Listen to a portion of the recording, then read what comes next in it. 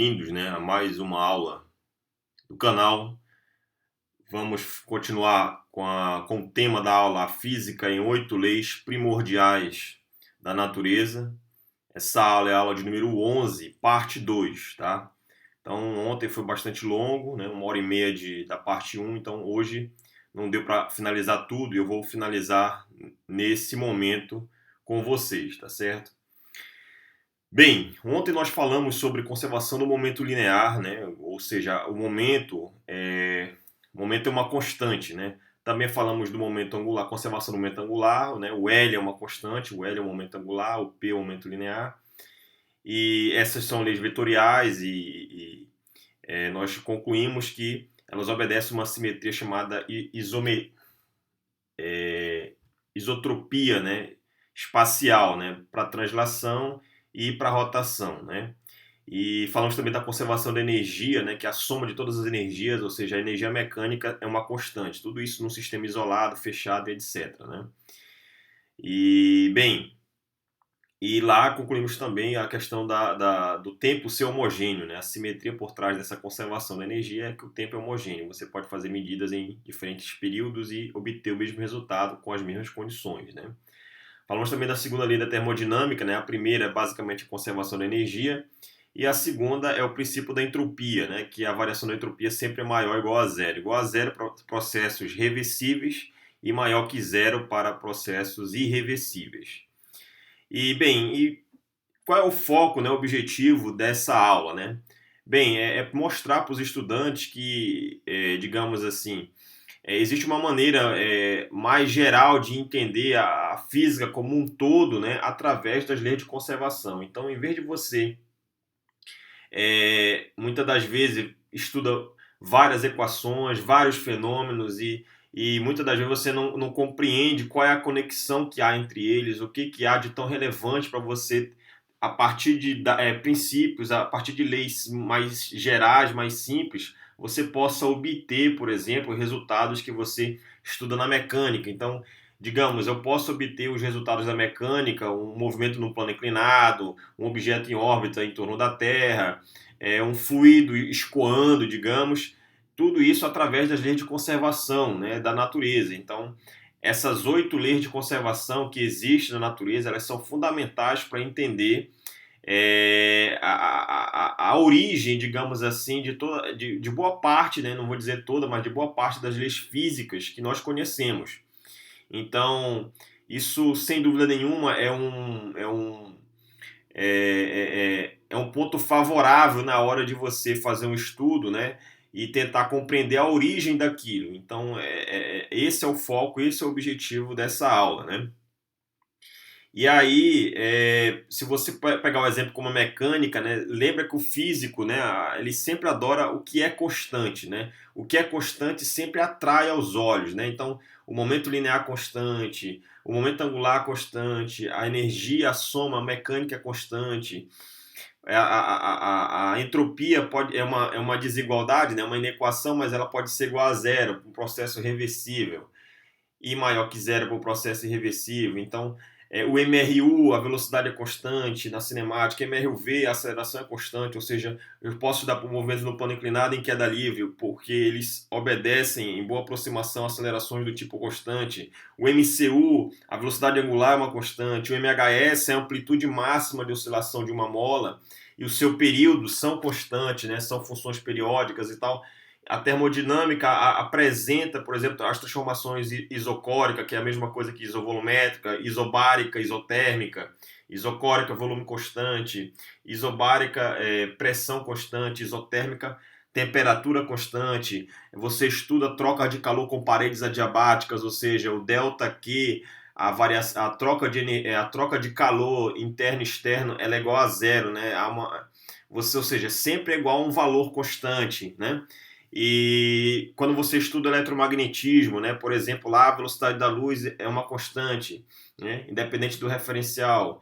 A questão quando você estuda resistor ôhmico, por exemplo, a lei de circuitos lá, você conclui na lei de Ohm, né, que a tensão é igual ao produto da resistência vezes a corrente elétrica. Então, se você calcular a inclinação desse gráfico tensão versus corrente, a inclinação é sempre a mesma, ou seja, a derivada de V em relação a I é R, e R é uma constante, a inclinação é uma constante, que é a taxa de variação da tensão pela corrente. Então veja que esses exemplos mostram para a gente que os físicos, né, existe um padrão na natureza e nós adoramos isso, né?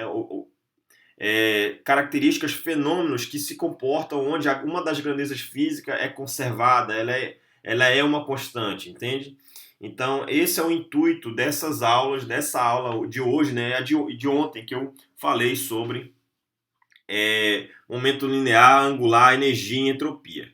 Então, continuando aqui com massa e fluxo, então digamos que você tem aqui, olha, a massa, quando você vai estudar a conservação da massa e fluxo, então um exemplo claro disso aqui é a questão da brisa marítima e terrestre, né?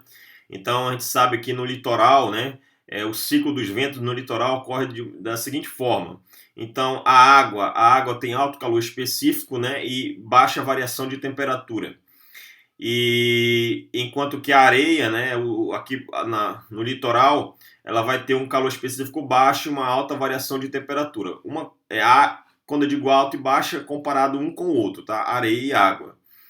E aí é dessa forma que você explica as correntes de convecção, né? O ciclo dos ventos no litoral. Então é por isso que durante o dia, né, o vento sopra da água para o litoral. Já à noite esse vento, esse ciclo, né, essas correntes de convecção vão ter o sentido do litoral para a praia, né, para a água.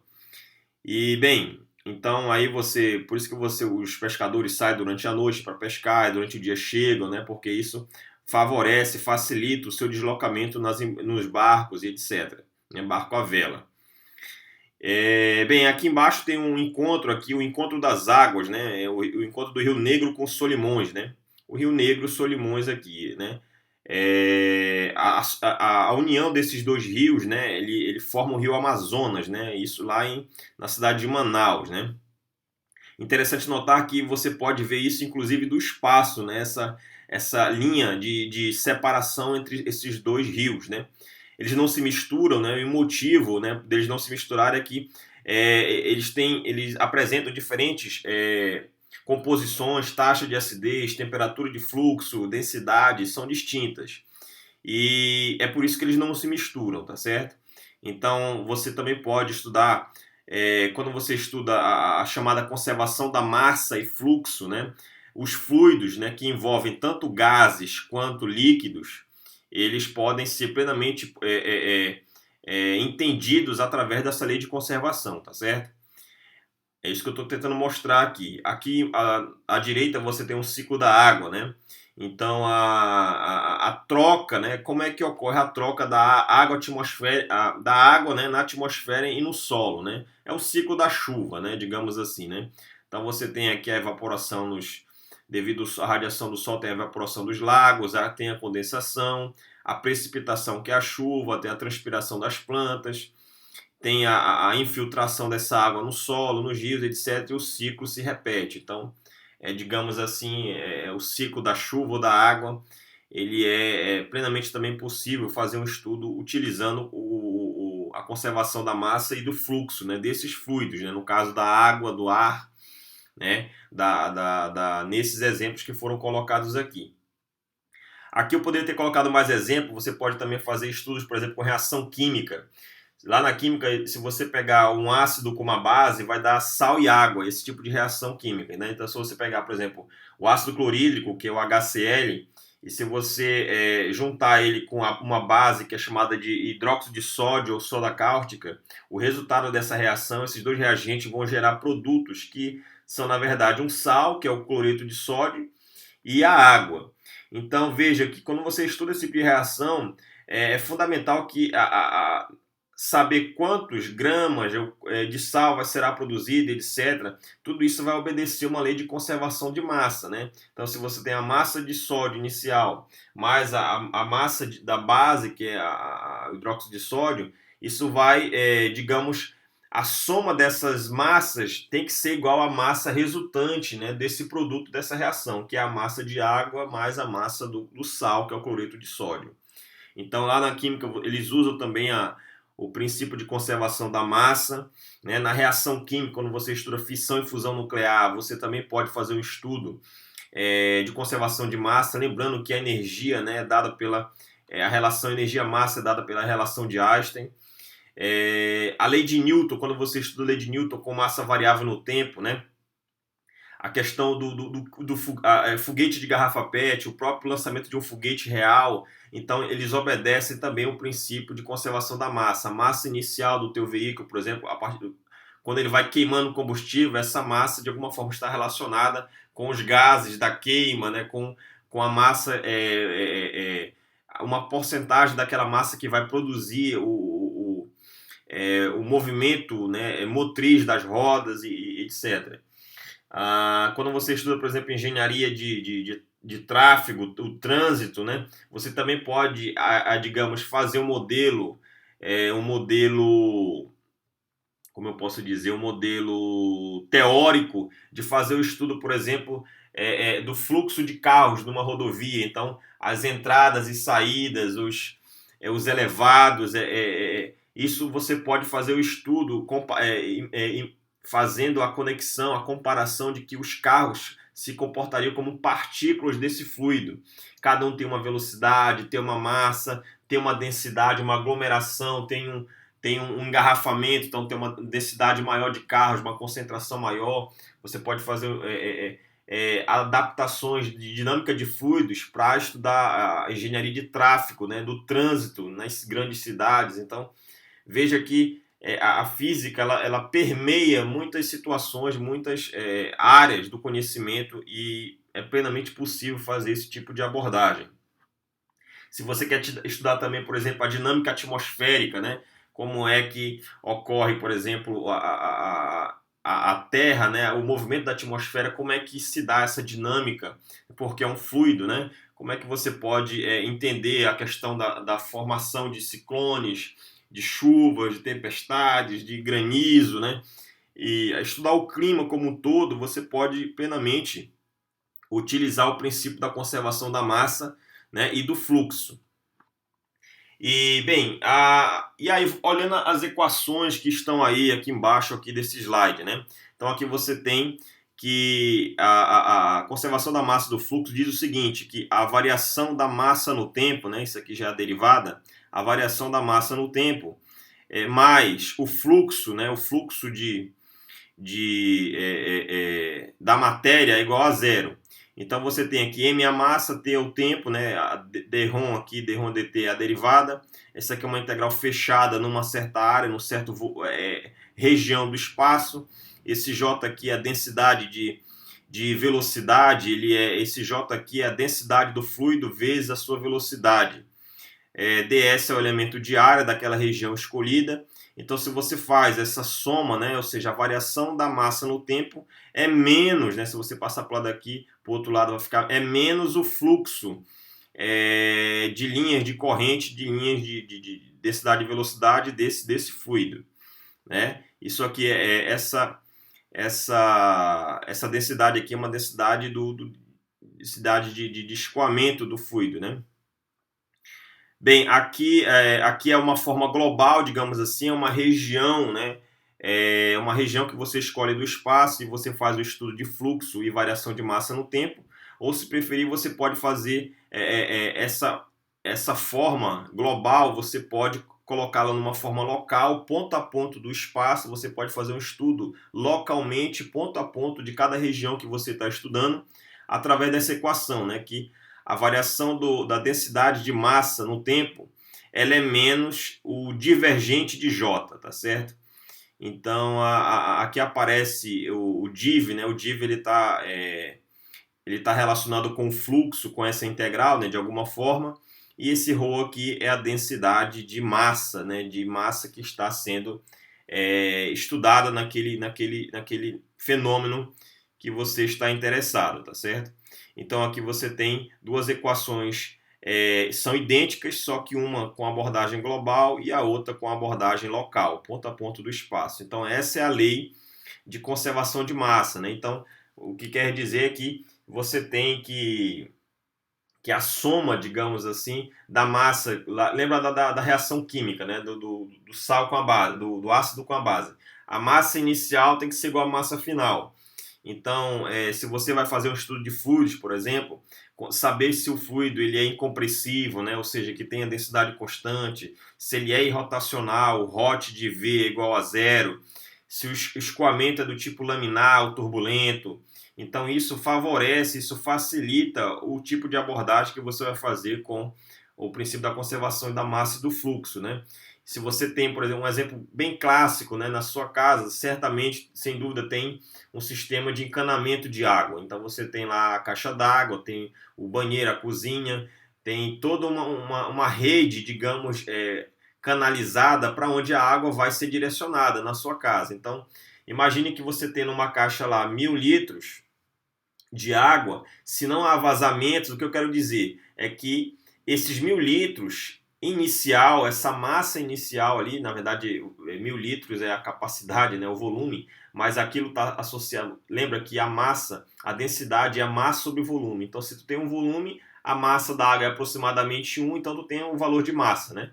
Então, como é 1, então é quase 1 para 1. Então, se eu tenho 1.000 litros de água, eu tenho 1.000 quilos de água, digamos assim, né? Então, se você tem lá uma massa de água inicial, essa massa ela vai ser distribuída ao longo da casa. Então, quando ela chega, por exemplo, na cozinha, aí lá tem uma bifurcação, abre uma tubulação que vai para o banheiro e para a torneira da cozinha. Então, essa água, essa massa de água que chega antes da bifurcação, a gente sabe que a massa de entrada tem que ser igual à massa de saída, ou seja, a massa de água que vai para a torneira da cozinha mais a massa de água que vai para o banheiro tem que ser igual à massa que chegou, né? Que vem da caixa d'água. Então, é esse tipo de análise que deve ser relevante na hora de fazer um estudo. Isso é plenamente possível, né? Estudando aí essas equações, são chamadas equações da continuidade, né? Aqui é o princípio da conservação da massa e do fluxo, né? No eletromagnetismo, eu vou falar depois, lá na frente eu vou falar de uma lei de conservação que é a carga e corrente, que está plenamente relacionada aqui com essa, tá certo? É o próximo slide. Então aqui, olha, no eletromagnetismo aparece uma outra lei de conservação da natureza, que é a chamada carga e corrente. Então, se você tem aqui, por exemplo, um circuito do tipo RLC, né, com uma fonte externa, então R de resistor, L de indutor, C de capacitor. Então, aqui são as representações, né, diagramáticas, digamos assim, do circuito RLC e aqui da tensão externa, né? Então, se você tem aqui, olha, lembra da chamada lei das malhas e dos nós de Kirchhoff, né? Então, quando você estuda um circuito, por exemplo, a lei das malhas diz o seguinte, que o potencial externo ele é igual ao potencial do resistor mais o potencial do indutor mais o potencial do capacitor. Então, essa lei de soma de potenciais, na verdade, é uma lei de conservação de energia. Lembra que se você multiplica a carga vezes o potencial, você vai ter a energia daquele sistema. Então, a primeira lei de Kirchhoff, que é a lei das malhas, seria uma lei de conservação de energia, que é a soma dos potenciais. E a lei dos nós é uma lei de conservação de corrente, né? Que seria o seguinte, olha, quando você tem aqui, ó, aqui seria um nó. Então, essa corrente que sai da fonte externa, correntes são elétrons em movimento, tá certo? Então, quando ela sair e chegar bem aqui, essa corrente de entrada tem que ser igual à corrente que uma parte vai para o resistor e a outra vai para esse nó aqui, ó. Então, a corrente de entrada, né, isso assumindo sem perdas, que não haja perdas de efeito Joule, por exemplo, aquecimento e essas coisas, né? Então, a corrente de chegada tem que ser igual à corrente que vai para essa linha aqui do resistor e para esse próximo nó. Essa corrente que vem aqui tem que ser igual, uma parte vai para o indutor e a outra vai para o capacitor. Então veja que em cada nó, né, por isso que é chamada lei dos nós, você tem uma lei de conservação de corrente. A corrente que chega é igual à corrente que vai para um lado e para o outro, nessa bifurcação aqui que é chamada de nó. Então, a lei de Kirchhoff, ela evidencia uma lei de conservação da natureza que é a conservação da corrente. É a lei dos nós, né? A soma de todas as correntes num dado nó é igual a zero, tá certo? Ou seja, é igual a uma constante. Bem, isso aqui falei. Tá. Agora aqui embaixo, né? Então aqui quando você tem aqui duas partículas, né? Essas partículas aqui são chamadas, a de cima, você pode dar o exemplo como sendo o pósitron, embaixo o elétron. Então o pósitron e o elétron, quando eles são duas partículas carregadas, tá certo? Uma é partícula e a outra é antipartícula, né? Então o pósitron é antipartícula do elétron. Então o que acontece? Quando eles se encontram em algum lugar do espaço, eles se aniquilam, né? É o processo de aniquilação de partículas, e essa energia, digamos assim, essa massa inicial, ela tem que ser igual à massa final, massa resultante, que seria a radiação que vai sair aqui. Então, se você tem o pósitron e o elétron, quando eles se encontram, eles viram, por exemplo, uma radiação gama. E o processo invertido também pode ser possível, ou seja, esse processo ele é reversível. Você pode ter também aqui radiação gama num dado lugar, quando ela interage em um dado ponto, ela pode decair, ela pode se transformar em duas partículas. Uma é o pósitron e o outro é o elétron, tá? Só para você ter uma ideia, por exemplo, o pósitron. O pósitron é uma partícula que tem carga mais E, né, que é que é 1,6 vezes 10 a menos 19 Coulomb, e tem spin, né, o spin é meio de H cortado. Já o elétron ele tem carga menos E, ou seja, é oposta à do pósitron, né, que é 1,6 10 a menos 19 Coulomb. Então um é mais, o outro é menos. E o spin também é o contrário, né? O spin do pósitron é meio de H cortado e o spin do elétron é menos meio de H cortado. A massa de ambos são idênticas, tá certo? A massa de um é igual à massa do outro, da ordem de 10 a menos 31 quilos, tá? Esse estudo aqui de antimatéria, né, que o pósitron é a antimatéria do elétron, quem fez isso pela primeira vez, digamos assim, né, foi acho que, se eu não me engano, foi em 1928, foi o Paul Dirac, né? O Paul Dirac ele estudou a sua equação chamada equação de Dirac, que é uma equação relativística que analisa o comportamento quântico e relativístico do elétron, né? A equação de Schrödinger só estuda somente o comportamento de partículas só no nível quântico, né? Não é uma lei relativística. Então a equação de Dirac ela estudou esse tipo de estudou o elétron, né? E consequentemente, digamos, foi proposto, né, pela primeira vez uma antipartícula do elétron, né, que seria o pósitron. Depois ele foi medido, de um tempo depois ele foi medido, tá certo, o pósitron. Mas quem previu isso foi a equação de Dirac, né, ou Dirac. Bem, aqui o processo de eletrização, quando você estuda eletromagnetismo, né, tem os processos de eletrização chamados eletrização por atrito, contato e indução. Lá no início, antes de você estudar a lei de Coulomb, né, você estuda esses processos de eletrização. E quando você estuda esse processo de eletrização, você diz o seguinte, olha, a somatória de todas as cargas é igual a zero, né, ou seja, a carga se conserva.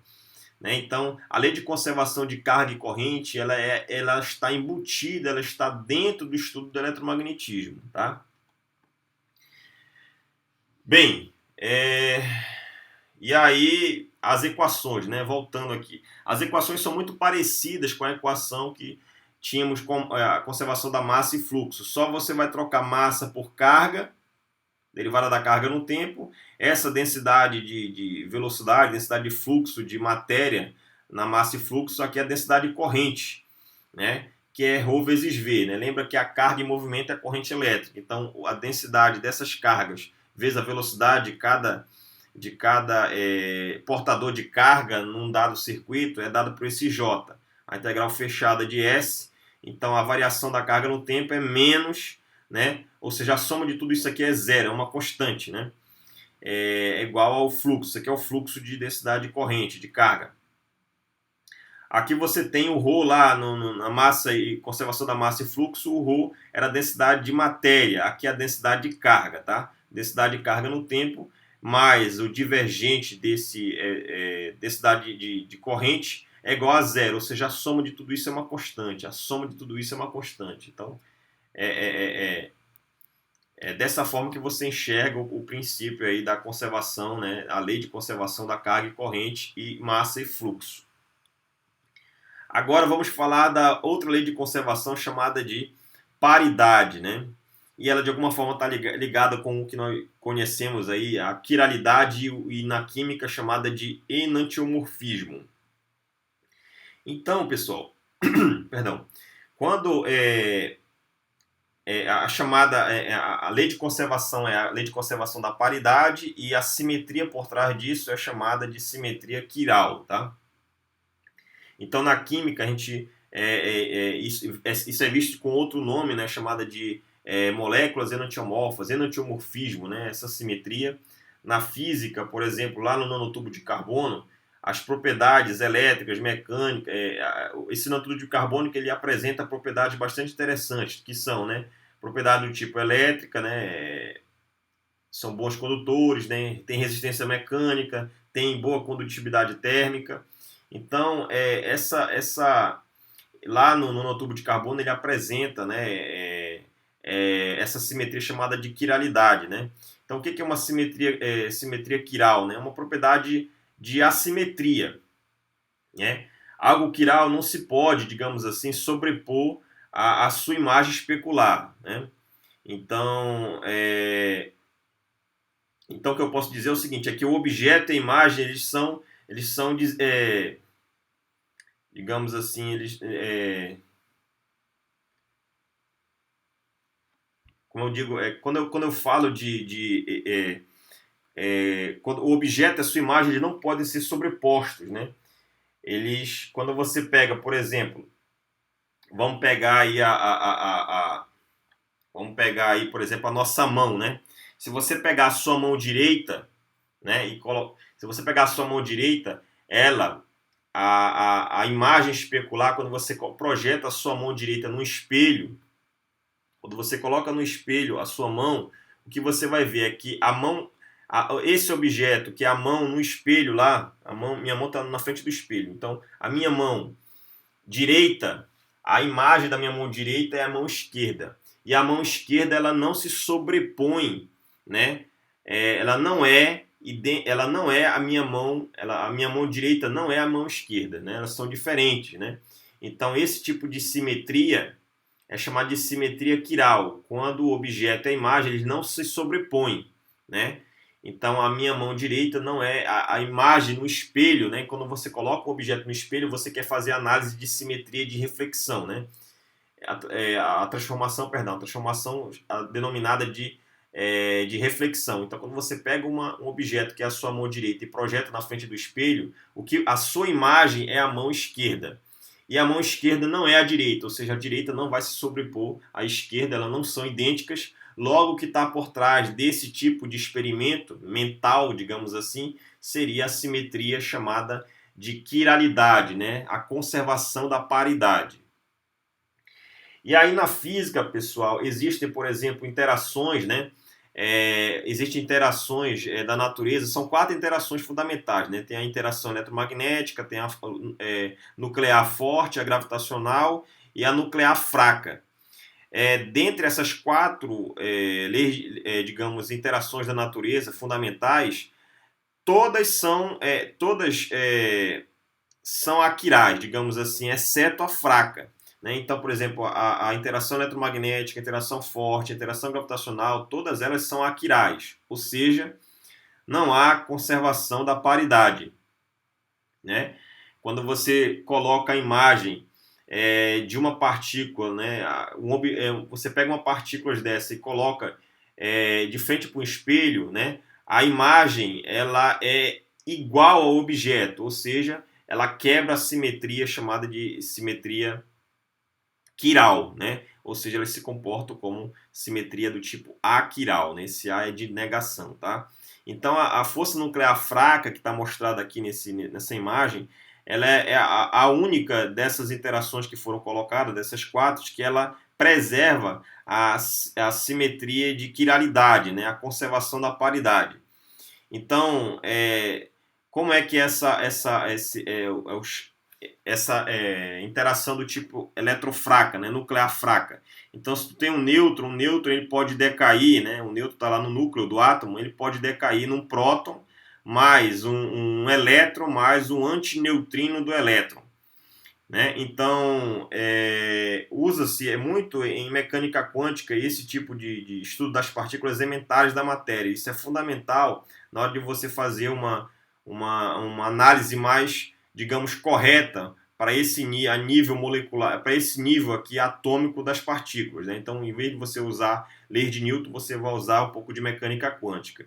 Então, essas simetrias, elas são fundamentais para você entender, digamos assim, o comportamento das partículas. Lembra que as partículas nós não enxergamos como uma pessoa, né? Você precisa entender as simetrias por trás, as leis de conservação, e bolar experimentos para você obter características dessas partículas, né? Então, uma dessas leis de conservação é a lei de conservação da paridade, né? Que está ligada com a simetria de quiralidade. A maioria das moléculas, pessoal, para vocês terem uma ideia, presente na estrutura dos seres vivos, são quirais. Então, se você pegar, por exemplo, o homem, o ser humano, dos 20 aminoácidos que nós temos, né, 19 são quirais e um quebra a simetria de quiralidade. É a quiral, né, que é a glicina, se eu não me engano, é a glicina. Né? Então, quando eu falo da parte química desses tipos de aminoácidos e tal, em geral, tanto algumas moléculas, alguns elementos químicos, quando você coloca, quando eles preservam, né, quando eles são enantiomorfos, né, que ele apresenta a quiralidade, quando eles são enantiomorfos, muitas das vezes tem que ter cuidado com isso, porque eles apresentam propriedades químicas distintas. Apesar de ter a mesma forma, digamos, química, mas a imagem especular invertida, digamos assim, né? Então, mesmo essa inversão, ela apresenta, né, propriedades químicas distintas e isso pode ser um fator, digamos, prejudicial na hora de ingerir um produto, um medicamento que tenha esse tipo de simetria, tá? Então, quando eu falo de interação fraca, pessoal, na interação fraca você tem dois exemplos eu poderia dar aqui para você de tipo de interação fraca. Tem o decaimento beta, né? E tem, por exemplo, a fusão de hidrogênio e hélio lá no Sol, ela obedece a algo do tipo interação fraca. Né? Lembra que quando o nêutron se transforma no próton, o próton, o número de prótons de um átomo ele está ligado com o número atômico. Então, por exemplo, o hidrogênio tem número atômico 1, ou seja, o número de prótons é 1. O hélio tem 2, porque tem 2 prótons. Então, o número de prótons ele quantifica o número atômico de cada elemento, ele distingue um elemento químico do outro. Bem, então a interação fraca ela quebra, né, a simetria chamada simetria de paridade, né? E bem, eu posso ver aqui a questão da mão aqui, olha, vamos ver agora aqui a mão. Então a mão, pessoal, o exemplo da mão, se você pegar uma borboleta aqui, olha, a borboleta, se você traça um eixo de simetria, que seria esse eixo axial aqui no corpo da borboleta, você não consegue distinguir o lado direito do lado esquerdo. Né? Então ela preserva aqui, está dito aqui, olha, então a borboleta é do tipo aquiral. Então a imagem é idêntica, né? A sobreposição, se você colocar uma sobre a outra, você não distingue o objeto da imagem. Então ela quebra a simetria de quiralidade. Já aqui a mão, se você traçar a mesma ideia da borboleta no dedo do centro aqui, no dedo médio aqui da mão, né? Então a imagem, quando você projeta isso na frente do espelho, a mão esquerda, né, se for objeto, o que vai ser projetado como imagem é a mão direita, e uma não se sobrepõe na outra. Logo, a mão apresenta a simetria de quiralidade, ou seja, conserva a paridade. Tá certo? Então, se você, por exemplo, pegar a sua imagem, quando você se olha no espelho, se você mexe um lado direito do seu corpo, a imagem vai ser o lado esquerdo, o oposto. Então, também o seu corpo, na frente do espelho, apresenta uma simetria chamada simetria de quiralidade. E aí, pessoal, quando eu falo simetria de quiralidade, conservação da paridade, eu estou me referindo a um processo de transformação que é bem diferente do que nós estamos habituados a estudar, né? O que nós estudamos até então, na conservação do momento linear e angular, foi a translação e a rotação, né? E aí essa transformação de paridade, ela envolve uma inversão de sistema de coordenada. Por exemplo, x leva em menos x, x leva em menos x, y em menos y, z em menos z. Então, todo efeito, esse sistema de transformação, ele é refletido em relação à origem. Então, é a questão da imagem diante do espelho. Então, o que é x vira menos x, o que é y vira menos y, o que é z vira menos z. Então, isso é chamado de transformação por reflexão. Então, aparentemente, você poderia esperar que, para essa transformação, tudo que precisamos é simplesmente fazer nas nossas equações, né, que se você estiver fazendo um estudo com o corpo e tudo mais, substituir cada componente vetorial pelo seu negativo. Então, por exemplo, se você pegar os escalares, né, eles não são alterados por essa inversão, né? Por quê? Porque se a gente inverte o eixo x se você inverte o eixo x sem alterar o vetor, né, o vetor que você está estudando, então claramente, se você tem um vetor do tipo A, então claramente o AX fica menos AX, né? É a componente escalar desse vetor. Então, em vez de desenhar um sistema de coordenadas invertido, né, para fazer o estudo de simetria de transformação por reflexão, você pode fazer o seguinte: é plenamente possível trocar o vetor, né, um dado vetor, por exemplo, por seu simétrico nas suas componentes. Então, se você pegar, por exemplo, né, o vetor lá na cinemática, se você pegar, por exemplo, o vetor tangencial, né, a velocidade tangencial ela é o ômega, velocidade angular, produto vetorial com R, que é o vetor posição. Então, eu posso dizer que o vetor ômega ele é um vetor, digamos assim, é um vetor que quebra, digamos, essa simetria. Se você pegar aqui, por exemplo,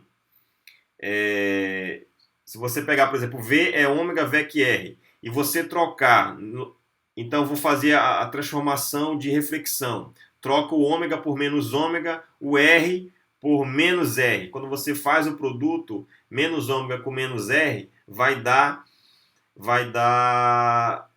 vetor tangencial positivo e não negativo, entende? Então, um é o invertido em relação ao outro.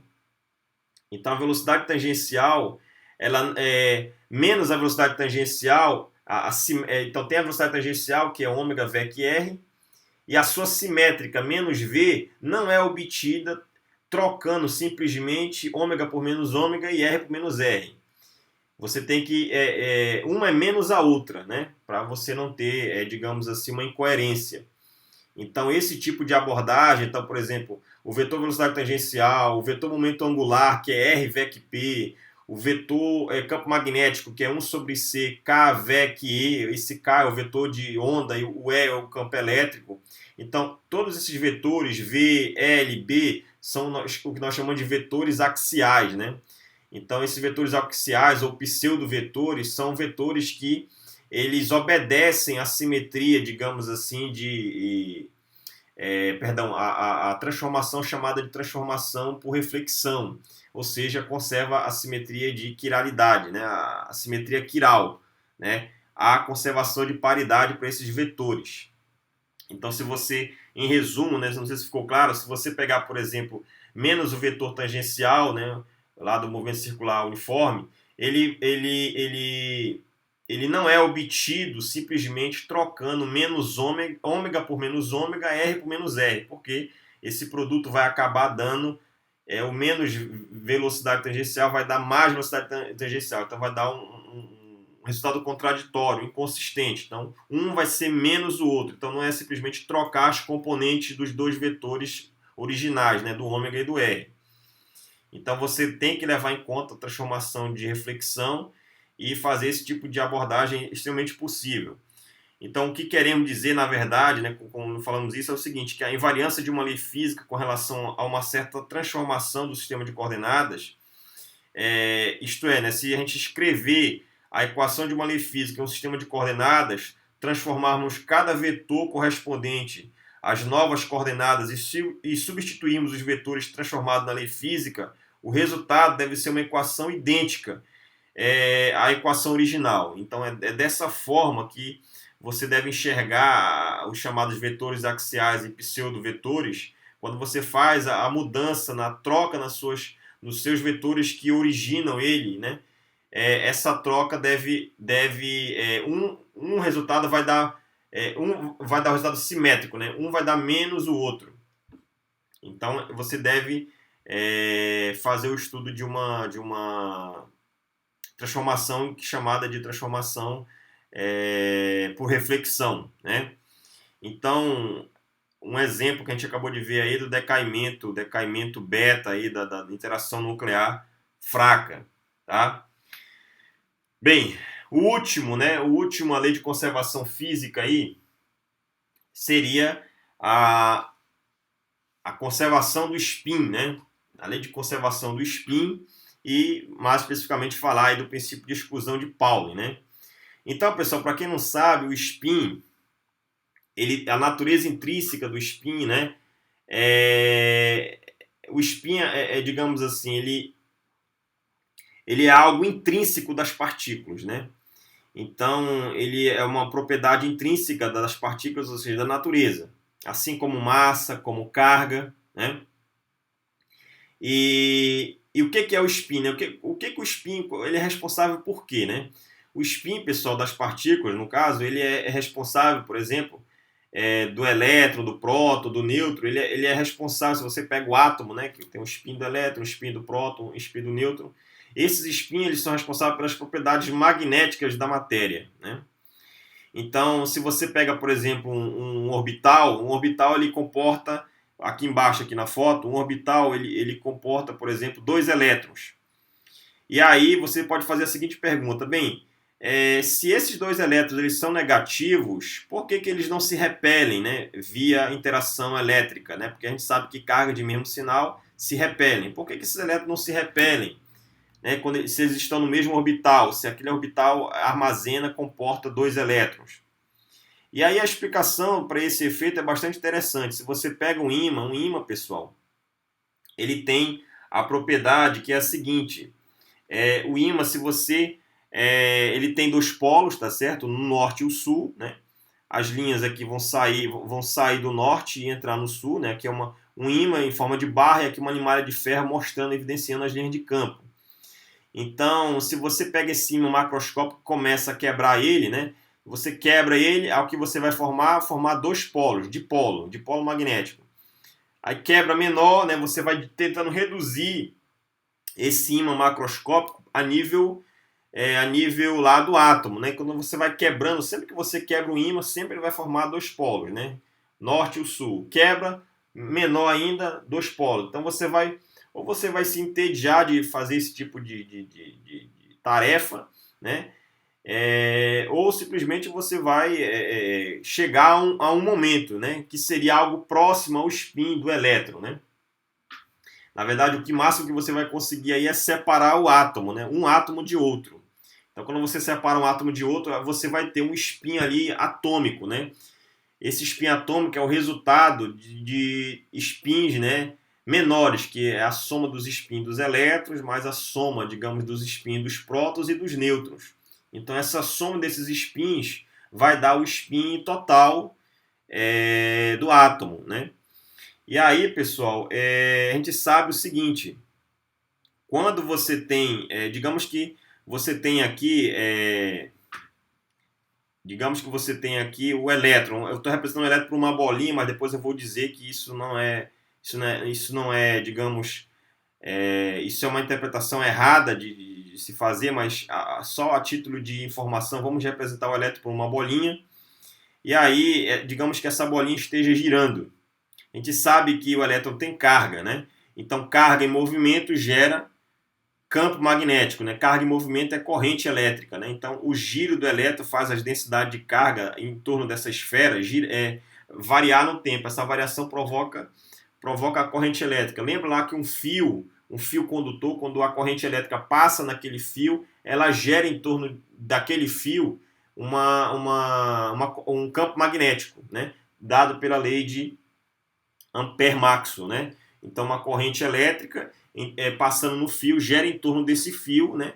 Linhas de campo magnético, né? Então, da mesma forma aqui, então, o elétron está girando, essa palavra spin do inglês significa giro, né? Então, esse giro aqui do elétron em torno do seu próprio eixo gera um campo magnético em torno dele.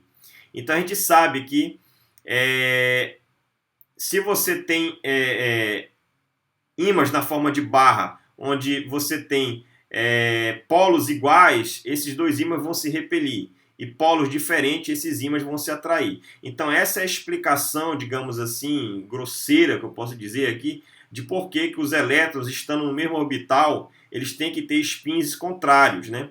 Então, um vai ter um campo magnético gerado aqui para cima, por exemplo, esse aqui está girando no sentido anti-horário, então, pela regra da mão direita, as linhas de campo saem no norte e chegam no sul. O outro, para que ocorra atração, né? Então, essa atração entre os elétrons vai vencer, digamos assim, a repulsão elétrica, né? Que é porque eles têm as mesmas cargas. Então, para que não ocorra repulsão elétrica, para compensar essa repulsão, você tem que ter, digamos, uma força do tipo origem magnética, digamos assim, né? Então, o elétron girando aqui no sentido anti-horário gera um polo norte aqui. E se ele girar no sentido contrário, né, o horário aqui, esse outro, o norte vai estar para baixo e o sul para cima, de acordo com a regra da mão direita, né? E aí você tem aqui polos diferentes, vão se atrair, então esses elétrons vão permanecer no mesmo orbital. Um com spin para cima e o outro com spin para baixo, né? Então é dessa forma que você enxerga, digamos assim, por que não ocorre repulsão de dois elétrons no mesmo orbital. Isso tudo graças à interpretação, à origem magnética da matéria e dos spins gerando o campo magnético do átomo, né? Somado, claro, com os prótons e com os nêutrons, tá? Então, o que eu posso dizer aqui, você tem a Terra, por exemplo, a Terra, pessoal, ela pode ser comparada a um grande ímã, né? Um outro exemplo de polo magnético, né? Formando dois polos. Então, esse movimento dos elétrons aqui, o giro em torno do seu próprio eixo, isso é chamado de spin, tá? Então, esse tipo de por que dois elétrons eles podem ocupar o mesmo orbital, né? Porque tem um spin para cima e para baixo. Isso foi previsto no chamado princípio de exclusão de Pauli, né? Que foi o título desse slide aqui.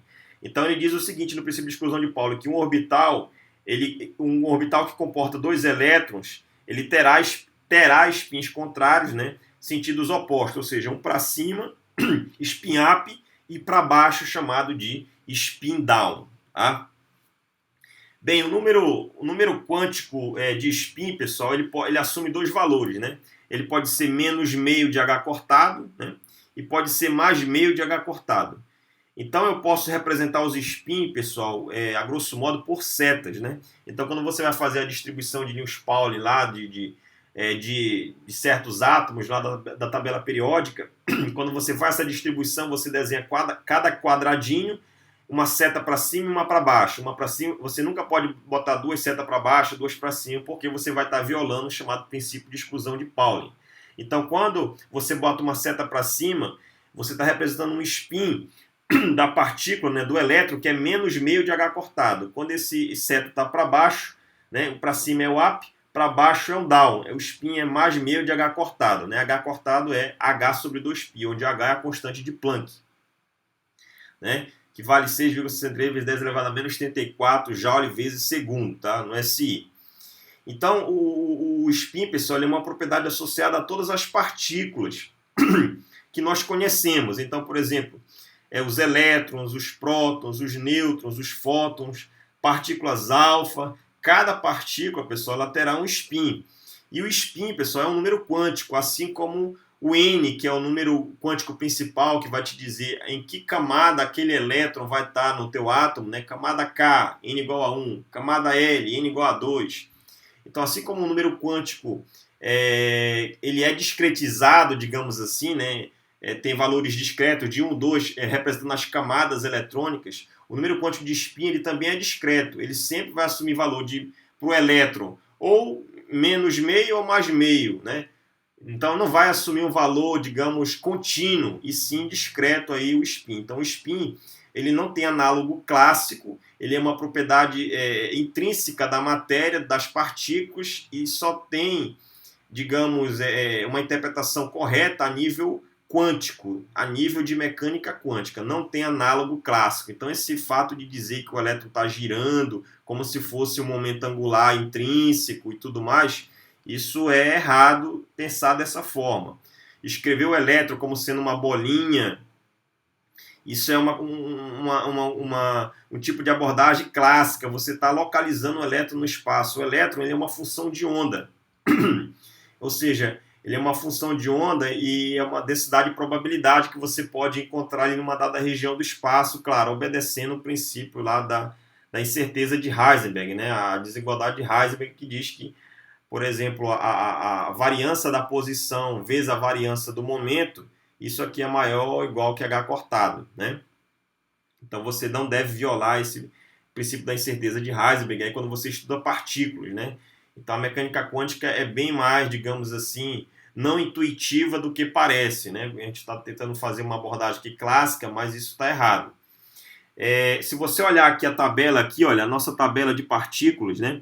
Você tem aqui algumas partículas, aqui você pode ver aqui a massa, o primeiro valor é a massa, o segundo é a carga, o penúltimo é o spin. Então, por exemplo, aqui, olha, se você pega aqui os quarks, né? Tem o quark up, o charm, o top, o bottom, o strange, o down. Então aqui o quark, o spin dos quarks é sempre meio, é meio, meio, meio, meio, meio, meio. São spins semi-inteiro. Aqui tem aqui os quarks, aqui tem os leptons, né?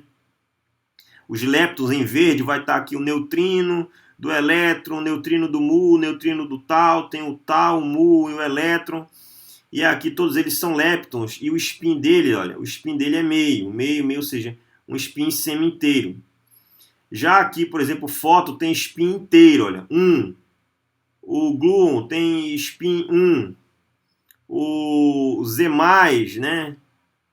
O Z+, aqui, o Z0, perdão, é o spin 1, olha. O W+ e menos, né? Spin 1.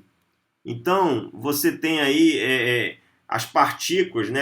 Elas podem ter spin inteiro ou semi-inteiro. Então, você pode diferenciar uma da outra. Quando elas têm spin inteiro, são chamadas de bósons. Quando tem spin semi-inteiro, é chamada de férmion, tá certo? Então, aqui a equação, quando o spin do elétron está para cima, é menos meio de H cortado, né? Quando o spin do elétron está para baixo, ele é mais meio de H cortado, como está colocado aqui. Então, então, recapitulando algumas coisas do spin, né, que pode não ter ficado muito claro, né? É uma propriedade puramente intrínseca da partícula, tá certo? Os spins são propriedades das partículas e ela não depende do seu estado de movimento. Então, se você tem um elétron parado em movimento, os dois vão ter um spin lá. Então, esse fato de dizer que o elétron tem que estar girando em torno do núcleo e isso tem que ter spin, não. Não importa, se o elétron está parado em movimento, o spin dele vai estar lá, ou seja, é como se fosse a massa e a carga. Onde você pega, se você pegar a sua massa aqui na Terra, ela é idêntica à massa na Lua, em outro planeta. Essa é uma propriedade intrínseca do teu corpo, do nosso corpo, da massa, do objeto, da matéria. Então, dessa forma, você pode ter uma analogia com o spin. Então, aonde o spin estiver, o elétron, perdão, ele vai ter um spin lá intrínseco. Então, isso não está atrelado digamos assim, ao estado do elétron, se ele está em movimento ou parado, o spin dele vai continuar tendo um valor lá de menos meio de H cortado ou mais meio de H cortado, por exemplo. Então, se esse elétron ele tiver assim, no movimento livre, o spin dele é mais ou menos meio, né, de H cortado. E se você tem, como eu posso dizer, quando eu digo que o elétron ele é quando o elétron está livre, para você ter uma ideia, o elétron livre, quando ele não está atrelado ao núcleo atômico, qual é o spin dele? O spin dele, por exemplo, pode ser lá de meio de H cortado, por exemplo, meio de H cortado positivo. Se você tem esse elétron agora atrelado ao núcleo, né, ele vai continuar tendo meio de H cortado. Então é dessa forma que eu quero colocar aqui a questão de não depender do seu estado inicial. Então se ele está atrelado ao núcleo, o elétron, ou livre, sem estar atrelado ao núcleo, ele vai continuar tendo spin lá de meio de H cortado. Tá? Então é dessa forma que você pode entender que é uma propriedade puramente fundamental, né, da natureza, assim como a carga e a massa. O spin, pessoal, embora às vezes ele possa representar o giro intrínseco, né, a gente tem que ter cuidado com esse tipo de visão, tá certo? Isso é uma observação que eu faço aqui, né, que é extremamente relevante. Essa visão de dizer que o spin representa o giro do elétron em torno do seu eixo, como bolinha e tudo mais, isso não é bem colocado, né? bem digamos assim, quanticamente falando, né? Isso está errado, tá? Então, tanto é que se você pegar, por exemplo, o nêutron não tem carga. Como é que você vai conseguir explicar que o nêutron não tendo carga, ao girar, gera campo magnético e gera propriedade magnética do material? Então, o nêutron não tem carga, como é que ele, ao girar em torno do seu eixo, vai produzir o spin, digamos assim? Não tem como explicar o spin para o nêutron dessa forma como foi colocado aqui inicialmente nessa foto, né? Então, não tem como explicar o comportamento do nêutron, nem por exemplo, do urânio. O urânio 235, ele tem um comportamento também, tem um spin de 7.000 de H cortado, também não tem como fazer esse tipo de análise, né? Com essa visão, digamos, semiclássica, né? Então, em resumo, o spin, pessoal, ele é digamos assim, ele não tem análogo clássico, ele é um número puramente quântico, tá? É uma propriedade quântica da matéria, né? Digamos que ele é uma entidade matemática. A gente não sabe o que ele é, né? Ele é um vetor, o que ele é, um escalar? Não é nada disso. Então, você pode fazer quando você estuda spin, né? Lá na física estatística, você pode dividir as partículas em 3 grupos, digamos assim, né? Tem as partículas que obedecem o chamado estatística de Fermi-Dirac, né, que são os férmions, spin semi-inteiro. Tem a estatística a da mecânica quântica, a estatística de Bose-Einstein, né, que são bósons, né, que tem spin inteiro. E tem a estatística de Maxwell-Boltzmann, né, que são partículas clássicas não interagentes, que não têm spin, né? Você não faz a abordagem via spin. Então, hoje, pessoal, a gente sabe mais das características do spin do que massa e carga, por incrível que pareça, né? Então, a gente sabe um pouco a origem do spin, né? Que foi colocada aqui a ideia de quebrar o ímã, né, em pedaços e representar de alguma forma a propriedade magnética da matéria. Já a massa, a origem da massa e da carga, nós não sabemos, tá certo? É um grande mistério aí que nós tentaremos, né, no futuro aí descobrir qual é a origem da massa e da carga. Então, assim, quando você vai quebrando ímãs em menores, né, em resumo, você vai obter lá o spin o spin do átomo, né? E aí o spin do elétron, do próton e do nêutron vai gerar, digamos assim, o spin lá do átomo, né? Atômico. Você pode, digamos assim, entender melhor Você pode entender melhor esse tipo de abordagem num chamado experimento, o experimento de Sterling-Geller, né? Então, o experimento de Sterling-Geller foi proposto por dois alemães, Stern e Gerlach, em 1922. Eles estudaram o momento angular de um átomo e eles mostraram que esse momento angular do átomo ele é quantizado, ou seja, o spin é valores quantizados de H cortado, né? No caso do elétron, meio de H cortado, mais ou menos meio. Então, nesse experimento de Sterling-Geller, eles fizeram essa experiência e evidenciaram a natureza quantizada do momento angular do átomo, né? E aí, consequentemente, dos elétrons e tudo mais, né? Então, essa propriedade esse número quântico chamado de spin, né? Que em inglês representa giro, tem que ter cuidado com essa definição, não é a definição errada. O elétron, em resumo, o elétron está lá na dele, ele está tranquilo, né? Não está girando, entende? E aí, no ato que você... ele pode ou não estar com... Ele, digamos assim, ele tá em dois estados. Ele pode... Veja, o spin é uma entidade matemática do elétron, está lá. E aí você não sabe se o spin está para cima e para baixo, né? E aí como é que você sabe? Você realiza um experimento. Quando você realiza um experimento para fazer a medição a nível quântico, quando você faz a medição, digamos assim, o spin dele colapsa, digamos assim, como se fosse uma função de onda, claro, só dando uma comparação. Então o spin vai colapsar ou para meio de H cortado, menos meio de H cortado, que é o spin up, ou mais meio de H cortado, que é o spin down. Então, você só vai saber se ele está para cima ou para baixo se você vai fazer um experimento tentar medir o momento angular do elétron, né? O momento angular intrínseco. Claro, quando eu falo momento angular, já tentando fazer análise clássica, mas está errada, tá? Então, quando você faz essa medida, ele colapsa. Então, é dessa forma que você vai enxergar ou o spin para cima ou para baixo. Se não for assim, você não poderia, quanticamente falando, você não sabe dizer o que é o spin, né? É uma propriedade da matéria, né, que evidencia a natureza magnética dela, mas ele é um vetor, é uma seta, ele não é um vetor, tá certo? Tem que ter cuidado porque entender o elétron como uma bolinha, ele na verdade é uma função de onda, e quando você resolve, quando o Dirac resolveu a equação para o elétron, né, que é a equação quântica relativística para o elétron, ele descreveu lá uma função chamada de spinor, né? E o spinor, pessoal, ele não é um vetor. Um vetor, quando você pega e gira ele de 2π 360, ele volta a ser o que ele era, ou seja, ele volta à sua configuração inicial. Se você pegar um spinor e girar de 2π,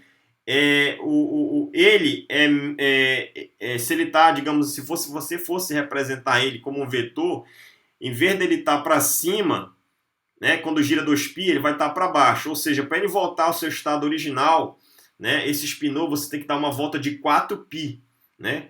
Então, essa representação, então as grandezas físicas são representadas por escalares, nós sabemos, né, lá na cinemática, na mecânica, vetores, e para os elétrons, né, você pode representar, não é escalar, não é vetor, e sim um spinor. E esse spinor apresenta toda uma álgebra de soma que você pode fazer, de produto interno e tudo mais, né? E aí não obedece a mesma álgebra de vetores escalares, é uma outra, né? No exemplo que eu acabei de citar, quando você gira de 4π é que o spinor vai voltar a ser o que ele mesmo, né? E não é 2π como um vetor. Se você girar um vetor de 2π, ele volta para a sua configuração inicial. Então tem que ter cuidado com essas sutilezas. O spin ele é uma propriedade muito interessante, né? Ele que vai gerar, por exemplo, o momento magnético do corpo e tudo mais, tá certo? Lá devido aos elétrons, partículas que compõem o átomo. Bem, considerações finais. Então, os fenômenos físicos estão conectados com suas leis de conservação. Foi isso que foi colocado aqui, mostrado de forma um pouco mais detalhada, mas no sentido da fala, né? Não com muitas equações, mais visual, né? Digamos assim. Para cada grandeza física conservada, podemos relacionar com alguma simetria da natureza. Isso é interessante, né? O físico, nós adoramos grandezas que se conservam, que se preservam, que mantêm-se constantes. Esta visão geral favorece o entendimento como um todo da ciência, né? Que é a física. Então você pode entender a física dessa forma, olhando somente as leis de conservação e quando você quer demonstrar algum fenômeno, alguma característica em especial de algum experimento, de algum exemplo no teu dia a dia, você vai se agarrar aqui às leis de conservação da natureza, tá? Que foram basicamente 8 que foram colocadas aqui. Então, eu gostaria de pedir desculpas, né? Porque eu sou uma pessoa ignorante, pessoal. Então, a minha pretensão aqui de tentar falar da física como um todo, né? Foi uma pretensão bastante ambiciosa da minha parte, mas eu confesso que tem muito a se falar de cada lei de conservação dessa aí, de toda a física por trás, de toda a matemática, a interpretação, que é muito ampla e vasta. Sem dúvida nenhuma, isso não seria possível somente com 2 aulas de 1 hora e meia, basicamente, né, parte 1 e parte 2, como eu estou fazendo. Isso aí leva, né, se você olhar o curso de física aí tem 4 anos, então você vai, digamos assim, isso é só um pequeno esboço, uma pequena parte de um todo que é muito maior do que foi apresentado aqui. Tá? Eu tentei simplificar, enxugar, colocar mais fotos, imagens do que texto e do que equações, né, para tentar dar uma visão um pouco mais heurística, digamos assim, mais simplória possível, né? Não sei se eu fiz, não sei se eu consegui fazer isso aqui, né? Então foi um desafio, mas valeu como experiência, eu gostei bastante, né? Espero que todos também tenham gostado, tá certo? Aqui estão as referências bibliográficas, né? Basicamente eu usei o Halliday, né? Os 4 volumes, né? E o Moisés Nussenswag também, os 4 volumes. Algumas falas, alguns textos, alguns comentários. Eu peguei desses livros, né? E fui apresentando aqui para vocês. Gostaria de agradecer ao IFPA Campus Belém, aos estudantes na qual é direcionada esta aula, né? Muito obrigado. Dúvidas e perguntas, inscreva-se no canal, né? Siga-nos também no Instagram, né? Que temos o Instagram aí criado aí para poder proporcionar a todos o melhor aprendizado aí com relação a essa disciplina, né? Então você tem aqui a imagem uma caricatura do Nikola Tesla que diz o seguinte: se você quiser descobrir os segredos do universo, pense em termos de energia, frequência e vibração, né? Nikola Tesla aí é um cientista, inventor austríaco naturalizado norte-americano que fez contribuições relevantes na área do eletromagnetismo. Então, pessoal, desejo a todos aí um ótimo dia, bons estudos e até mais.